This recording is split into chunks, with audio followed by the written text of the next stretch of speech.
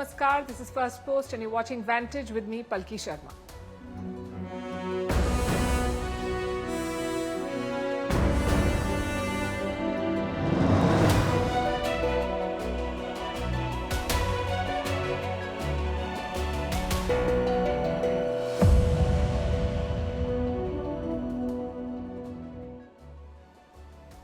Nowadays, every bit of India-US news seems to be bad news. It's either some criticism from Donald Trump or him claiming that he ended the India-Pakistan conflict. But amid these tensions, we have some good news today. India and the US have signed a 10-year defense pact. How will it impact this military relationship? And does it signal an end to the trade tensions? That's what we'll discuss. Also on the show, Xi Jinping takes center stage in South Korea as Trump misses the Asia-Pacific summit. NVIDIA's boss shares a beer with Korean CEOs. Over in the US, J.D. Vance is under fire for hoping that his wife converts. In South Asia, India backs the Taliban's plan to dam a river against Pakistan's wishes. And finally, it promises to be a riveting weekend. India have beaten Australia in the Women's World Cup semis. All eyes are on the final on Sunday. All this and more lined up. But first, the headlines. Pakistan and Afghanistan agree to extend a temporary ceasefire. There will be another round of peace talks in Istanbul next week. This comes after the worst clashes between the South Asian neighbors since the Taliban returned to power in 2021. More than 70 people were killed in the violence. Lebanon's president accuses Israel of intensifying its attacks. The latest one killed a man in southern Lebanon. It came just a day after a municipal worker was killed in a border village. Israel maintains troops in 5 areas in southern Lebanon despite a ceasefire deal with the Hezbollah in November 2024. The Sudan's paramilitary forces say they have arrested fighters who have been accused of committing abuses. The violence took place on Sunday during the capture of Al-Fashar. It was the army's last stronghold in western Darfur. Since 2023, the Sudan's army and the paramilitary RSF have been at war. One of Thailand's largest political parties elects a new leader. This follows the resignation of former Prime Minister Paetongtarn Shinawatra. Last week, she stepped down as the chief of the Pheu Thai party. In August, a court had removed her as Prime Minister over an ethics breach linked to a border dispute with Cambodia. And NASA hits back at reality TV star Kim Kardashian after she claimed that the moon landing did not happen.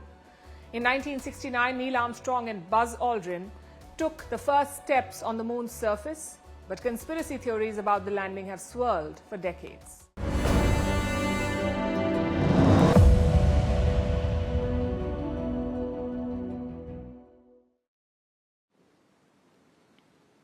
We start with India and the US, and do not worry. It's not more rhetoric or attacks. For a change, there is some good news today. India and the United States have signed a crucial defense deal, a 10-year pact to deepen cooperation. And frankly, it's a bit of a googly. Both countries are in the middle of a trade war. The US is cozying up to Pakistan. India is diversifying its options. So the last thing we expected was a military deal. That too, a decade-long one. So what is the play? The deal was signed in Kuala Lumpur today. That's where the ASEAN-India defense meeting was held. India was represented by Rajnath Singh, the Defense Minister of India. Also in town was Pete Hegseth. He is the US Secretary of War. Basically, he's America's Defense Minister. Rajnath Singh met Pete Hegseth on the sidelines. Later, both of them signed a 10-year defense pact. Listen to how India described it. The deal will usher in a new era in our already strong defense partnership. This defense framework will provide policy direction to the entire spectrum of the India-US defense relationship. Our partnership is critical for ensuring a free, open and rules-based Indo-Pacific region. So India is quite thrilled about it. Rajnath Singh is declaring a new era in defense ties. And same on the other side. Here's how the US described the deal, and I'm quoting again. This advances our defense partnership, a cornerstone for regional stability and deterrence. We are enhancing our coordination, information sharing and tech cooperation. Our defense ties have never been stronger. So the sentiment is positive on both sides. But what about the specifics? What will this agreement lead to? There is no detailed statement yet from either side, but we do have some hints. Rajnath Singh's statement suggests the deal will be comprehensive. He says it will address the entire spectrum of ties. And Pete Hegseth also dropped some hints. He says India and the US will share more information, share more technology, and improve their military coordination. Though frankly, this deal is not about the specifics. It is about the larger political statement. Because just look at where India-US ties are. Arguably the lowest point in 2 decades. President Donald Trump has imposed 50% tariffs on India. He is supporting and arming Pakistan, yet the India-US military relationship remains unaffected. In fact, it continues to expand. So the broader message is quite clear. The trade conflict is separate from the strategic relationship. That will satisfy policymakers on both sides. Also look at the time frame. 10 years may not be a long time in geopolitics, but for a president on his last term, it is a big deal. It is a statement of intent from the United States establishment, sort of like a long-term bet on India. At the same time, it's also a message to China. Both Rajnath Singh and Pete Hegseth alluded to this. The Indian Defense Minister said Washington and New Delhi would ensure a free, open Indo-Pacific. That is doublespeak for taking on China. Hegseth called this deal a cornerstone for regional stability. Again, the same message in a different form. The question is, how should India see this outreach? Well, partnerships are always welcome. India is looking to diversify its military purchases, and the US fits neatly into that plan. Having said that, there are concerns too. For example, jet engines. The US is contracted to supply engines for India's Tejas jet. Those shipments have been delayed, and by extension, the jets have also been delayed. Same with joint production. India and the US agreed to jointly make jet engines. There is no progress on that front either. I'm sure the specifics will be discussed down the line, but for now, this deal is all about the messaging. India-US ties may be down, but not out.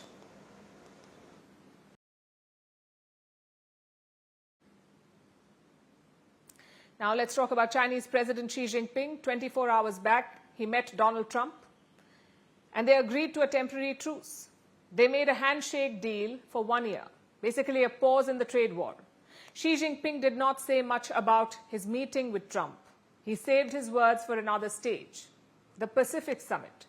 It happened today in Busan, South Korea. Leaders from 21 nations attended it. Xi Jinping was one of them, but Donald Trump was not there. He skipped this event and he flew back to Washington. So Xi Jinping did not waste the opportunity. He took the spotlight in Busan. He used this stage to send a message. The Chinese president delivered a carefully crafted speech. It was designed to recast China as the leader of a new world order and to contrast it with America's absence. Without naming the United States, Xi Jinping called it out.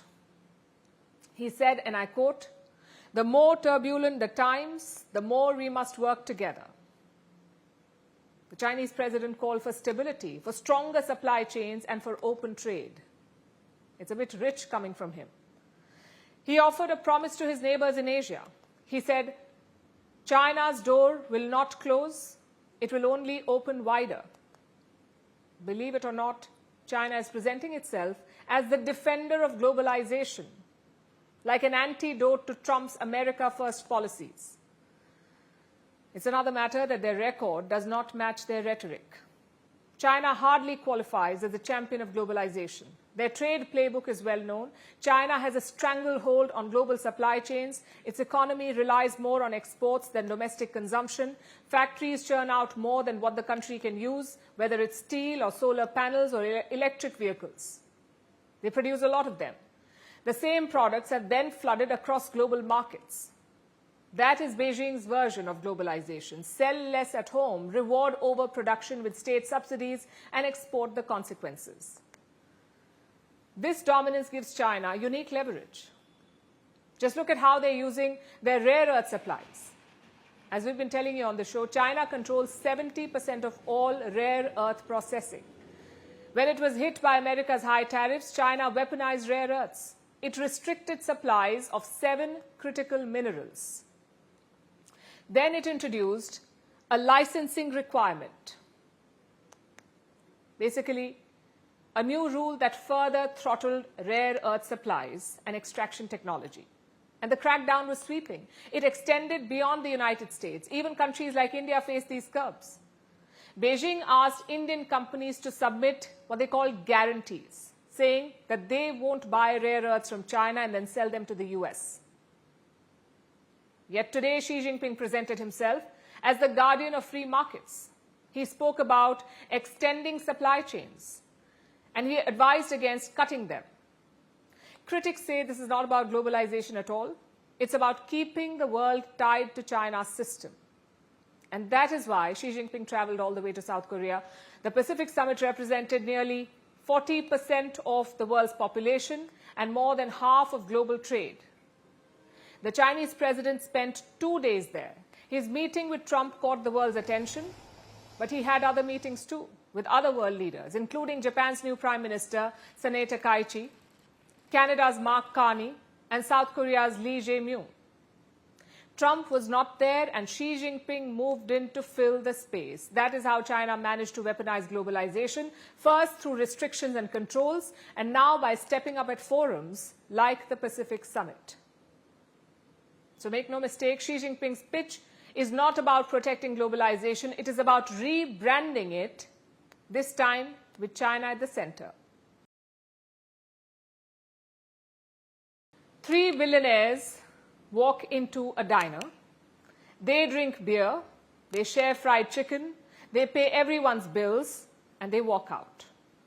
If you thought it was the start of a bad joke, you are wrong, because this actually happened. It started off as a regular evening in Seoul, neon signs buzzing to life, office workers spilling onto the streets, crowds settling into their favorite ritual, chimek. That's eating crispy Korean fried chicken with ice-cold beer. It's a cultural experience. It's a must for anyone traveling to South Korea. And turns out, Jensen Huang is a believer.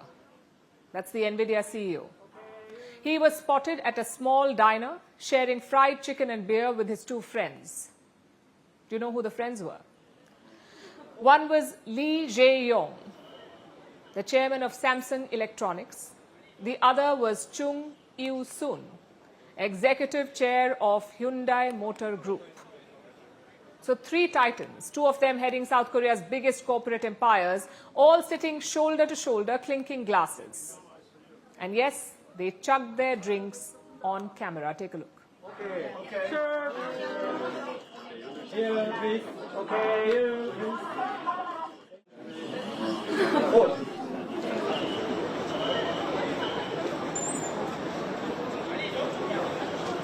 Once you traffic off the number, tell them to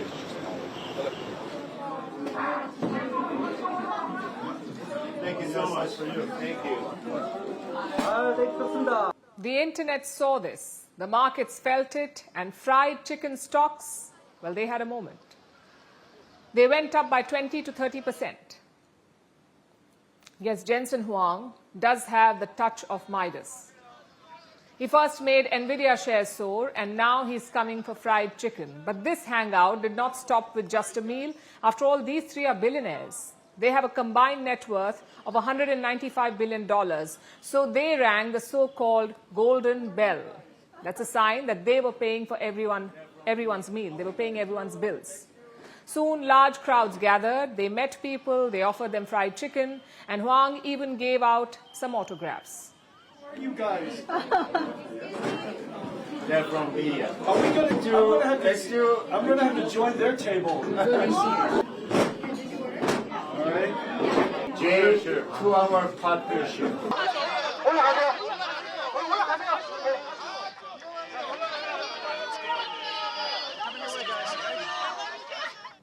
So what were these 3 celebrating? Well, on Friday, Jensen Huang was at the APEC Summit, the Asia-Pacific Economic Cooperation Summit. There he met South Korea's President Lee Jae-myung. And the NVIDIA CEO was not there just for handshakes. He announced that NVIDIA will supply more than 260,000 GPUs to South Korean companies. A GPU is a graphic processing unit. It's the building block of AI. Now, these GPUs will be supplied to South Korean companies, 260,000 of them, including companies like Samsung and Hyundai. NVIDIA will also partner with them. I'm very grateful and very honored that NVIDIA is the first company in history to reach $5 trillion. He was walking. The facts are that artificial intelligence is the most impactful technology of our time. It is the most impactful technology of all time. This is very likely going to be the largest technology industry the world's ever known. And so, is it possible for NVIDIA to be much larger than us today? I think the answer is absolutely so. The goal is to supercharge physical AI. Think AI-powered factories, robots, even autonomous cars. Hence the celebratory drinks. But beyond that, it shows the rock star power of Jensen Huang. You see, in the last couple of decades, the world has had its share of rock star CEOs. Most of them rose to popularity selling to the masses. Steve Jobs sold us iPhones. Mark Zuckerberg changed social media. Jeff Bezos revolutionized e-commerce. Elon Musk changed how you drive. They built consumer cults, and the crowds followed. But Jensen Huang is different. He sells chips that you will never see, never touch, and you can't even pronounce. Yet he walks on the streets and gets mobbed. You may remember this viral photo of him autographing the body of a woman. Jensen Huang wears a leather jacket. Fans throng him everywhere he goes. Crowds scream his name like he's K-pop royalty. His tech conferences are like concerts. He launches products in stadiums. He tours like a pop star. Children in Taiwan line up to get red envelopes from him. Some call it Jensanity. Others call it the Taylor Swift of tech. Well, whatever you call it, it is proof of the rise of NVIDIA. Jensen's arc is it feels almost mythical. He was born in Taiwan. He came to America at the age of 9. He worked as a dishwasher at a fast food chain. He then co-founded NVIDIA in 1993. It's a company that almost died multiple times, but Jensen Huang stuck with his vision of graphic processing units. And that bet paid off with the boom of AI. In 2023, it crossed $1 trillion. 3 months ago, it became the first $4 trillion company, and today it is worth $5 trillion. The only company in the world to reach $5 trillion. If you'd invested $1,000 in NVIDIA in 2004, you would have NVIDIA stocks worth over $1.2 million right now. Imagine that.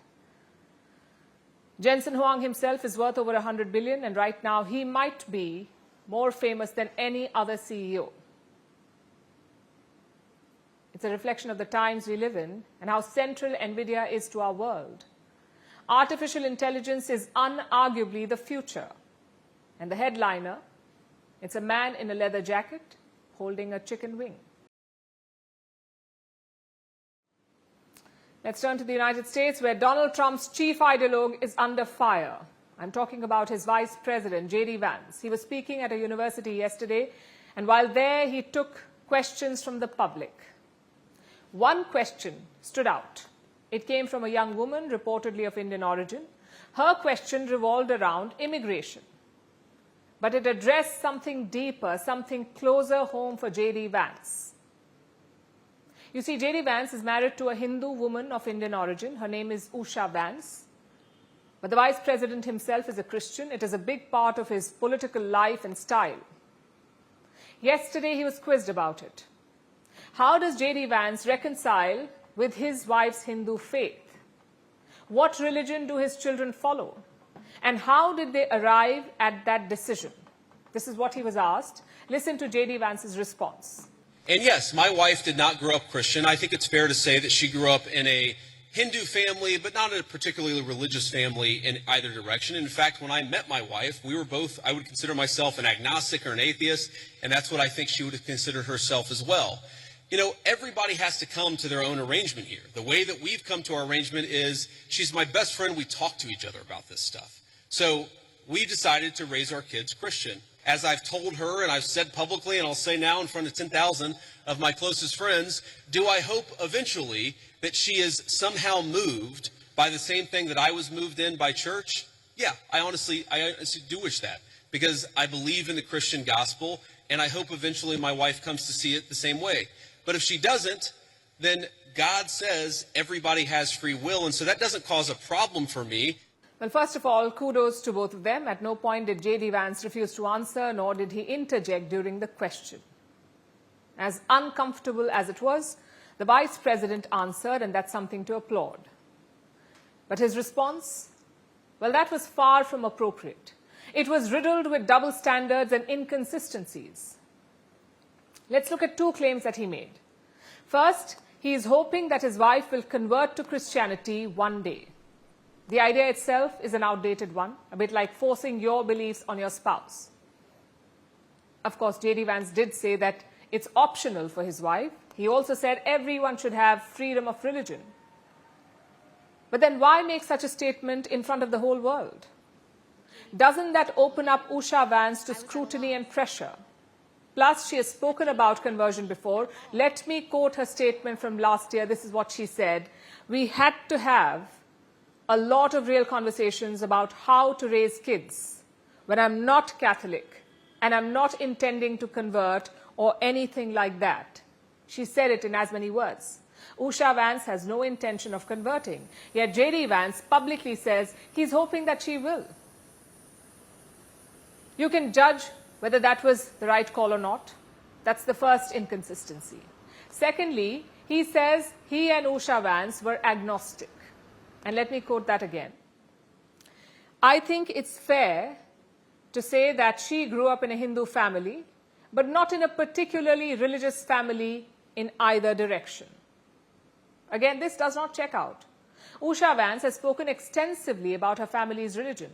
Listen to her interview last year, and I'm quoting again, I did grow up in a religious household. My parents are Hindu, and I think that's one of the things that made them such good parents. That's what she said.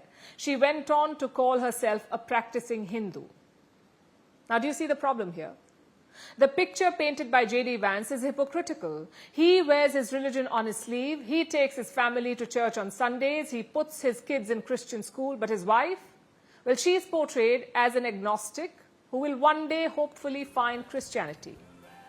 A, that is factually incorrect, and B, this tendency is problematic.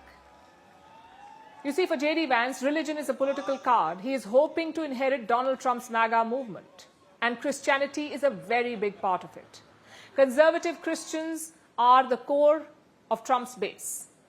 If he alienates them, he has no future. And we've seen this before. Look at another Republican, Vivek Ramaswamy. He too is a practicing Hindu, and he ran for the Republican nomination last year. Do you know what kind of hate he was subjected to? He was a victim of blatant racism. Trump supporters called Hinduism pagan. They said it was un-American and demonic. We saw another example during Diwali this month. The White House held a special event to celebrate the festival of Diwali. And you should see the comments below those posts. Some of them target Kash Patel and Tulsi Gabbard. Kash Patel is the Indian origin FBI chief. Tulsi Gabbard is the Hindu intelligence chief. Both of them were asked to embrace Christianity. If not, they would go to hell. That's what they were told. And this is not some fringe ideology in the US. This is their ruling ideology. Even the vice president is afraid of it, so afraid that he's throwing his family under the bus.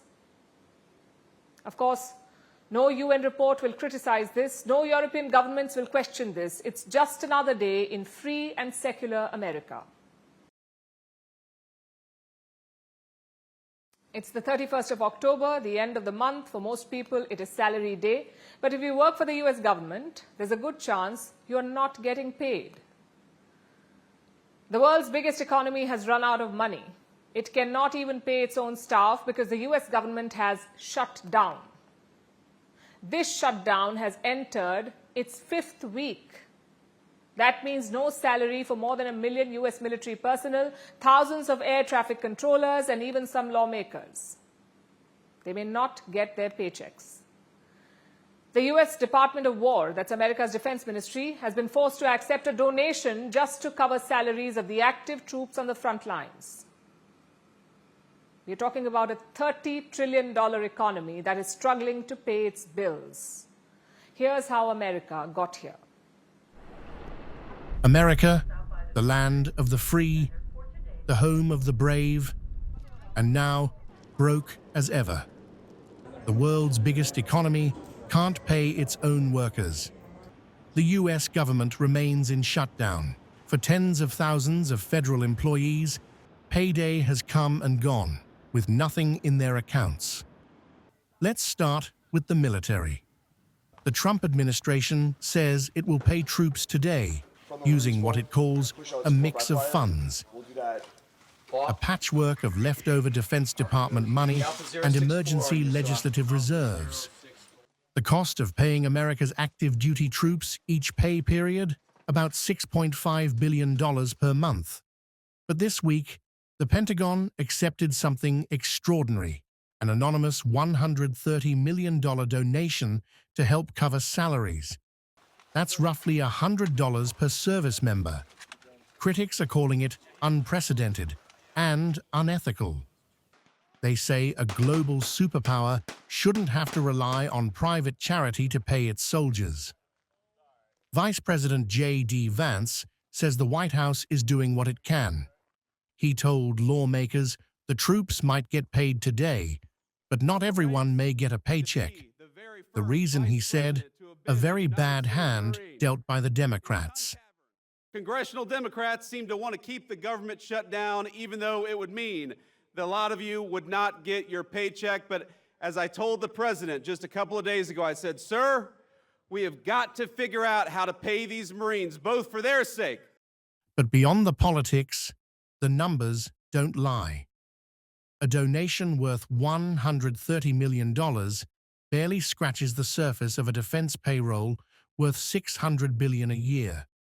For thousands of troops stationed overseas and on the front lines, it's not about politics, it's about rent, bills, and survival. The pain is spreading across America's workforce. Air traffic controllers, the people who keep the skies safe, have now missed their first full paycheck. Nearly 11,000 controllers received payslips this week, with a balance of zero. They're classified as essential workers, so they still have to report for duty, even when they're not being paid. Transportation Secretary Sean Duffy says another missed paycheck could be financially catastrophic, and many aren't waiting to find out. Across the country, air traffic controllers have taken second jobs. They're driving for Uber, delivering groceries for Instacart, waiting tables, even tutoring on weekends, just to stay afloat. The system was already under pressure. The FAA is short by about 3,000 controllers. Now, the strain is reaching a breaking point. Inside the White House, officials are warning of what comes next, a nationwide air travel meltdown. Vice President Vance says if the shutdown continues, it could be a disaster. Look, it could be a disaster. It really could be, because at that point you're talking about people have missed 3 paychecks. They've missed 4 paychecks. How many of them are not going to show up for work? These guys are doing heroic things to make it work as well as it possibly can, but every single person that I talk to a word, they are worried that the delays are going to reach a point where it makes it very, very hard for the American people to fly. He called their work heroic, but even heroes have limits. Every missed payday erodes the safety net that holds America's aviation system together. The people guiding planes through the skies are doing it while juggling second jobs, debts, and growing anxiety. For now, air traffic remains mostly smooth. Flights are still taking off and landing, but the risk is rising. Fatigue, stress, distraction, all in one of the most demanding jobs in the world. Officials say a single misstep could cause chaos or worse. So here's where America stands today, the world's richest nation asking for donations to pay its soldiers. its air traffic controllers unpaid but still on duty, and its government paralyzed by politics. This isn't about numbers on a spreadsheet. It's about people doing vital work without pay. And it raises one haunting question. If America can't pay its own workers, what does that say about the world's most powerful economy? In South Asia, water is not just a resource, it is power. And right now, there is a contest for that power. A new water war is brewing in the region. It involves Afghanistan, Pakistan, and India may find itself at the center of it. Kabul wants to build dams, and New Delhi has signaled support for this plan. The dams are to be built on the Kunar River. This is a lifeline that eventually flows into Pakistan. So what will this mean for Islamabad, this building of dams? And what is India trying to do here? Let's start with the Kunar River. It originates from the Hindu Kush mountains in Pakistan's Khyber Pakhtunkhwa. It then flows south into Afghanistan. It runs through the Kunar province and finally empties into the Kabul River. This combined stream, Kabul River and Kunar, then flow back into Pakistan. Until now, both countries, Afghanistan and Pakistan, shared the river and its water. In fact, for Pakistan, it is a key source of irrigation. They use it for drinking water and hydroelectric power, specifically for the Khyber Pakhtunkhwa region. But the recent border tensions have changed this equation. Things got heated between Pakistan and Afghanistan. There were border clashes. So the Taliban have a new order. They want to start building dams on the Kunar River. And this order came from their top leader. He wants the dams to be built as soon as possible. The Taliban say Afghans have the right to manage their own water. But who will build these dams? Well, Afghanistan says it will be local firms. They will build the dams. And where does India figure in this? New Delhi has come out in support of Afghanistan's plan. It says it stands ready to support Kabul, especially in sustainable water management. After all, India and Afghanistan have a history with dams. There's already one in Herat. It's called the Salma Dam. It was funded by India, which is why it is also called the India-Afghanistan Friendship Dam. So New Delhi says this time will be no different. India will be ready to support this project too. Needless to say, Pakistan is not thrilled about it because the Kunar system feeds millions of people in Khyber Pakhtunkhwa in Pakistan. It irrigates farmlands that feed the country. It powers hydro stations. It acts as a buffer when Indus levels dip. If the water levels dip, it affects the entire region. But here's the problem. For decades, Pakistan believed that terror is a bargaining chip. And they could get away with it because geography protected them. Because the rivers were guaranteed, whether it was the Indus Waters Treaty or the understanding with Afghanistan. But now both India and Afghanistan have had enough. New Delhi put the Indus Waters Treaty in abeyance. This was after the Pahalgam attack by Pakistan-backed terrorists this year. For 6 decades, the Indus Waters Treaty withstood everything: wars and terror attacks. But that line has now been crossed. The Pahalgam attack was the last straw for India, and India's move of suspending this treaty is hurting Pakistan. Reports indicate a 13.3% water shortfall compared to last year, especially in water drawn from the Indus River system. Although India's rationale and message was clear, blood and water cannot flow together. And now Afghanistan is setting a similar precedent. For decades, Islamabad assumed that 2 things were guaranteed: terror as a policy tool and water as a natural right. But the river has turned. And this time, Pakistan is downstream in every sense of the word. Will Donald Trump attack Venezuela? The question is gaining urgency because tensions are rising. Will he start a war on Venezuela? Reports say the US has identified military targets inside the country. These are bases and airstrips allegedly used for drug trafficking. And Washington is considering taking them out by conducting airstrikes. It's a move that would mark a major escalation in the region. Remember, the US has already deployed warships, fighter jets, spy planes, bombers, and drones across the Caribbean. It's a massive show of force, a massive deployment, one that's designed to put pressure on Venezuelan President Nicolas Maduro. And this confrontation is already turning deadly. In the Eastern Pacific, the US recently struck a boat. It was suspected of carrying drugs. 4 people were killed in this latest attack. Washington says it was a narco-trafficking vessel. But in Caracas, officials are calling it an act of war. Here's our next report. Tensions are rising between the United States and Venezuela. In the past 2 months, U.S. strikes have killed at least 60 people, most of them in operations targeting alleged drug boats. The latest strike happened this week.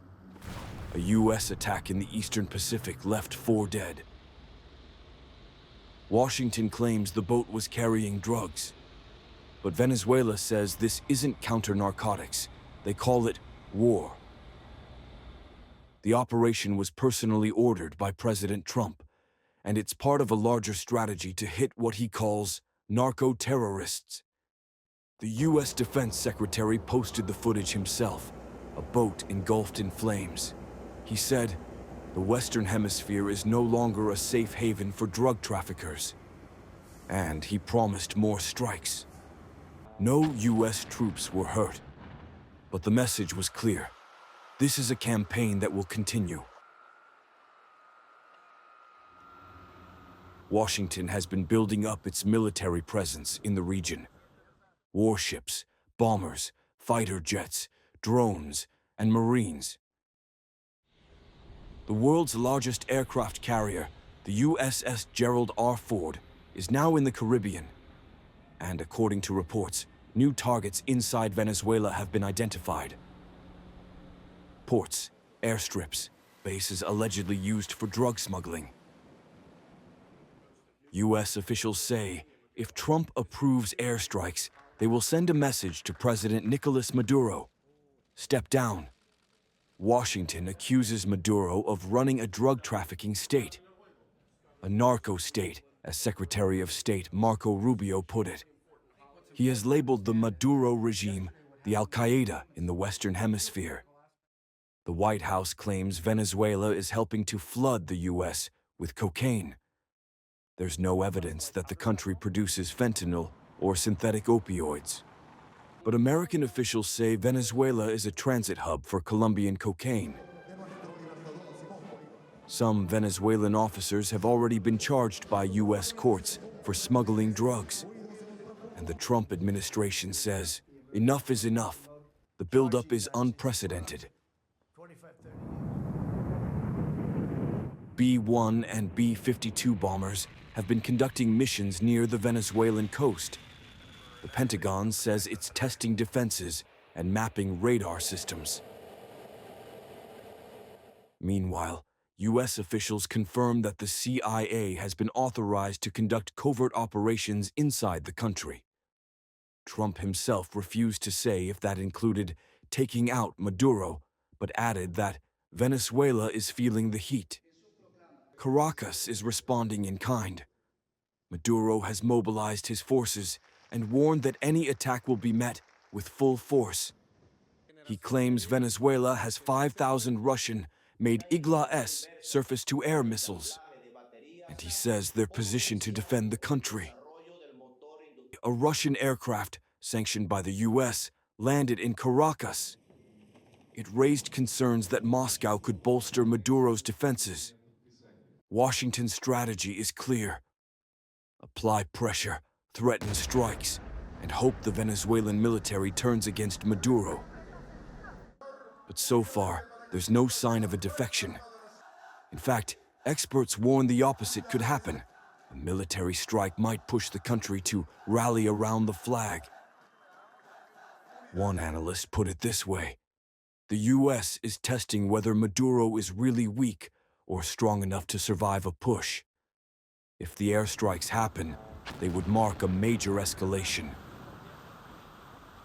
So far, the U.S. campaign has focused only on drug boats at sea, hitting targets inside Venezuela would take it to another level, and it could drag the region into a deeper confrontation. Maduro insists the U.S. is fabricating a war, and that Washington's real goal is to seize Venezuela's resources: oil, gold, copper. The U.S. and many Western nations still refuse to recognize Maduro's presidency. They say the 2024 election was rigged, and they back the opposition, which claims to have won by a landslide. Today, the region stands on edge. U.S. warships patrol the Caribbean. Venezuela's missiles are ready. And both leaders are refusing to back down. The next move could decide whether this remains a war of words or becomes something much more dangerous.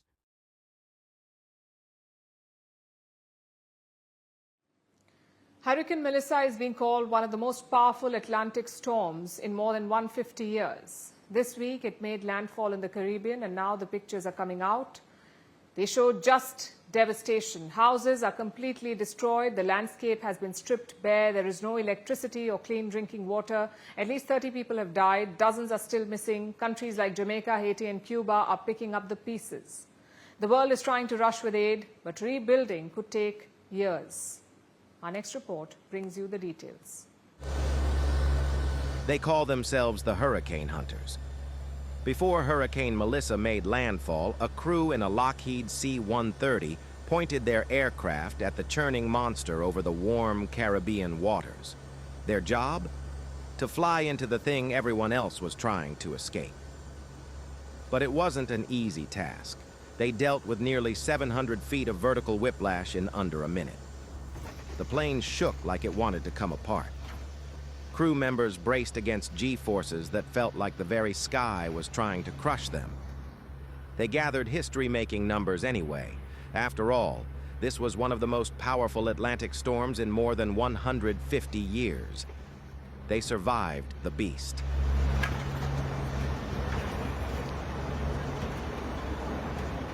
But hours later, the Caribbean would not be so lucky.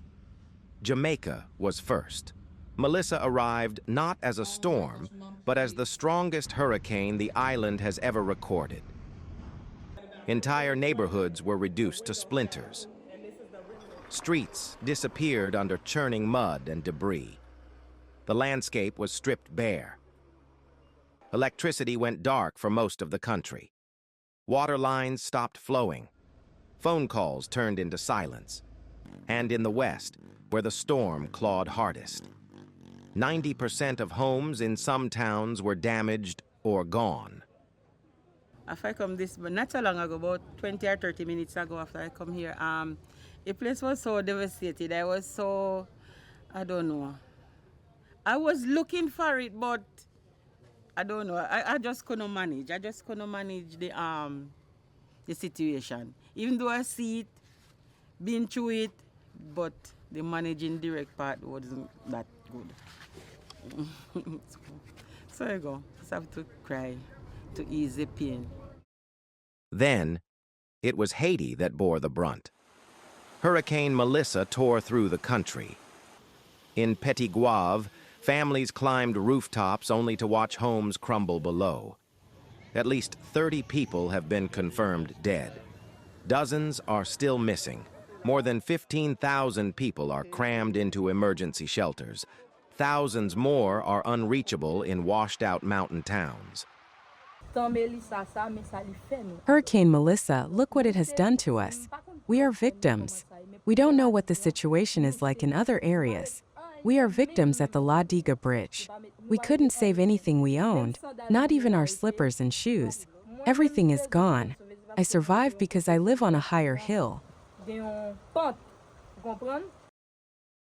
Then it was Cuba's turn. Even downgraded, Melissa carried enough fury to force hundreds of thousands from their homes. It turned valleys into temporary seas. Landslides buried highways. Villages vanished behind curtains of rain. Still, 240 communities trapped without access or communication is not normal. Melissa then moved northeast toward Bermuda and the Bahamas. Forecasters say it will transition into a post-tropical storm as it barrels deeper into the Atlantic. But for thousands across the Caribbean, the storm isn't history. It's right now. In Jamaica, food lines stretch longer each day. Water runs low. Hospitals are strained. In Haiti, citizens are rushing to rebuild their houses. Relief teams from the U.S., Britain, the UN, and humanitarian groups are landing in these countries. They are armed with tarps, lanterns, water purifiers, and food. Damage assessments are happening in real time. Governments are pledging millions. But aid is slow. Roads are slower. And nature does not wait for bureaucracy. The hurricane hunters flew into a monster. The Caribbean lived through one. And now, as always, the rebuilding begins. One aid packet at a time.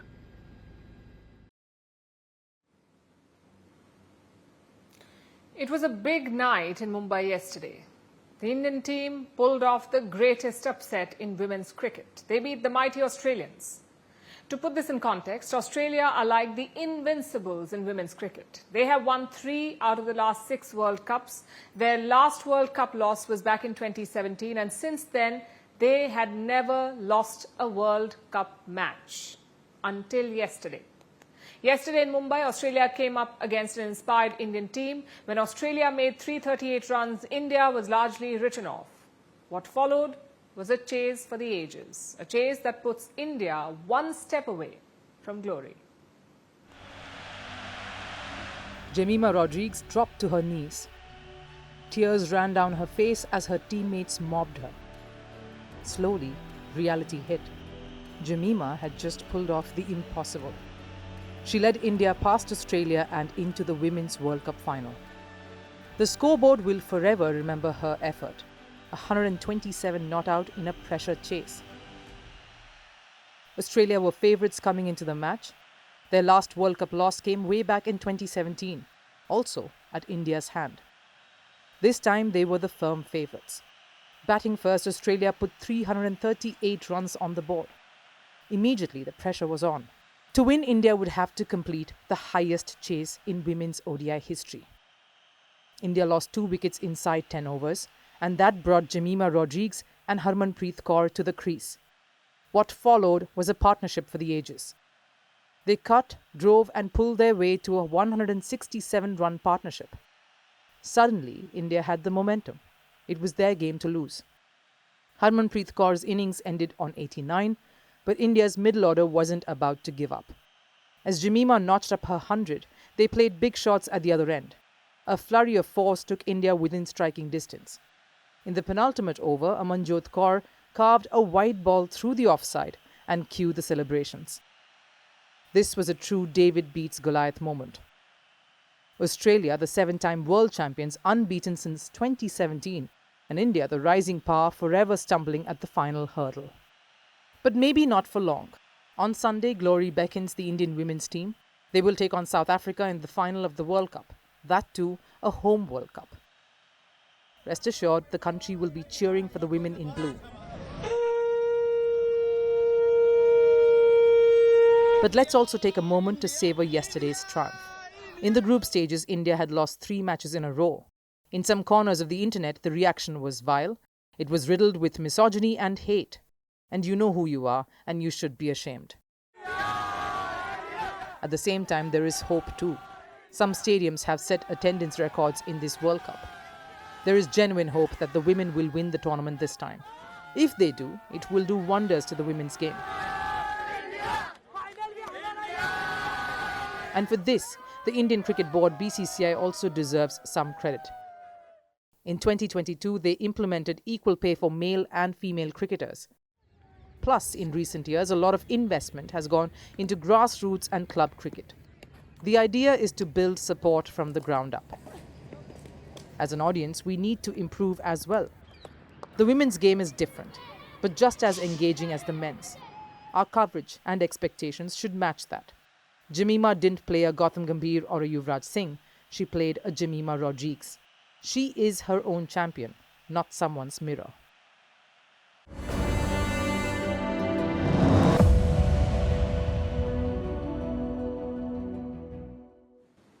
It's Halloween in America. As always, the White House hosted a special event. The President and the First Lady hosted children in costumes. They also handed out candy to them.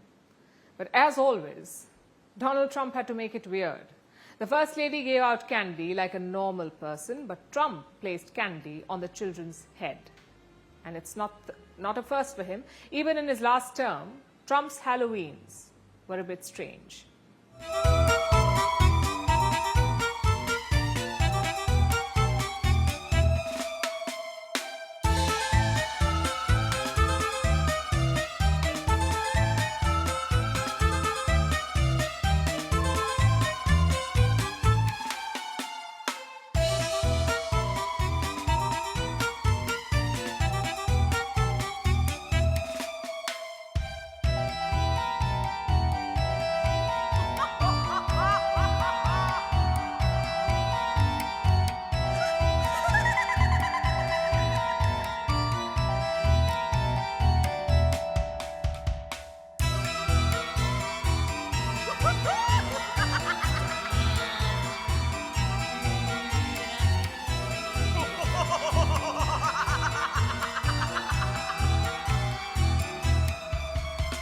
Yes, I am, And I'm Hillary Clinton. Shut up. Anyway, we want this bag of candy. It's so huge. And now it's time for Vantage Shots, images that tell the story. Protests erupt in Kenya amid unrest sparked by elections in Tanzania. Belgians take to the water in boats carved from pumpkins. And animals feast on Halloween treats at a British zoo. Finally, we're taking you back in history. On this day in 1984, former Indian Prime Minister Indira Gandhi was assassinated by her own security guards. It happened in the aftermath of the Golden Temple being stormed in Operation Blue Star. Gandhi's assassination led to shockwaves across the nation. It led to some of the worst communal violence that India has ever seen. We're leaving you on that note. Thank you for watching.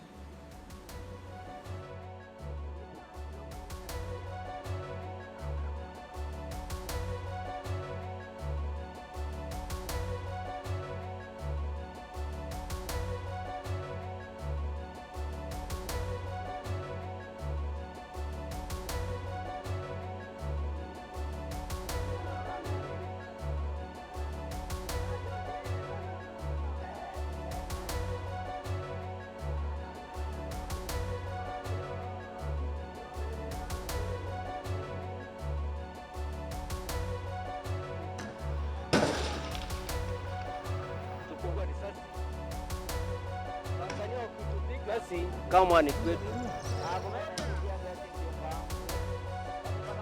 imeenda vibaya sana siku ya leo.